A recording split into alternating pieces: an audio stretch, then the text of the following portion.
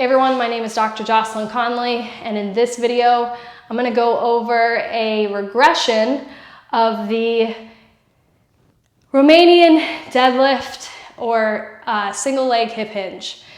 If you haven't already watched the first video on hip hinging or RDLs, watch that because I go over the principles and I'm just going to go over the movement here. Starting in a neutral position, ribs stacked, you're going to tip from your hip and your back leg's going to slide behind you and then you come forward.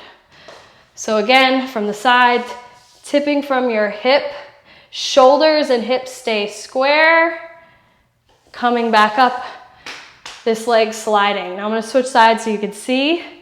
Tipping from your hip, chest comes forward, spine stays in neutral, standing tall. My left side's definitely harder. And then from the front, as you tip, spine stays in neutral, knee stays out, foot stays connected the whole time.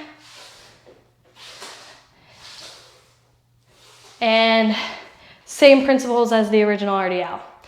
As you tip forward and you're in this position, you want to avoid allowing your shin to move forward. You want to also avoid like chest lowering and not your whole torso moving. And then also you want to pay attention.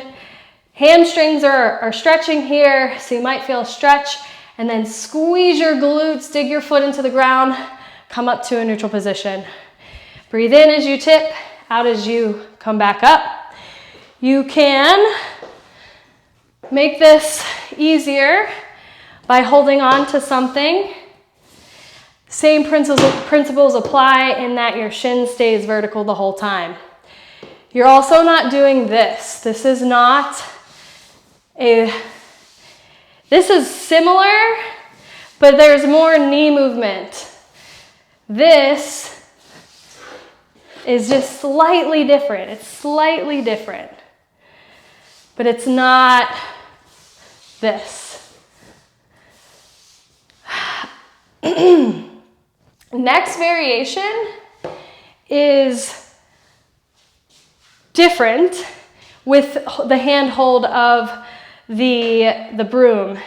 And you could hold on to a wall with this, but if you're having a hard time staying connected with your pelvis and your hip, you can use a foam roller, or how I have the broom here, where you're holding on to something and pushing into the broom with the top of your foot and your hand. That way you're staying connected. So what that looks like from the front, it's exactly the same with the torso movement, like that. Second variation is where you are keeping your one leg still. I'll show you from this angle. And you're tipping from your hip like this and coming back up. So this back leg could be behind you, it can be beside you, and your hip goes back, and then you squeeze this glute as you stand back up. That is kind of like the double leg deadlift in the deadlifting tutorial, except you're like barely on your other side. It's just there for balance. Tip from the hip, spine stays in neutral. You're not beating, your upper torso is not beating your lower back. You stay connected. And shin is vertical, then you squeeze your glutes to stand up. Sometimes I'll utilize this not just when someone's unable to do the first one. I'll do this whenever I want to strengthen, so I can lift more and load this hip more. What's great about this variation, it really loads the glutes because of how the hip is broken here, or in flexion. So when we have this hip, instead of it being an extension, there's less tensions across the pelvis. The pelvis is more lax, so it loads the side where load is being placed a lot more. So that can be really beneficial for strengthening. And then in the next video, I'm going to show you one last variation. There are others, but one last that I utilize.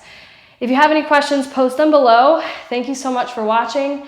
Don't forget to subscribe so you're notified every time a video is dropped. And again, my name is Dr. Jocelyn Conley. Thank you so much for watching. I'll see you on the next video.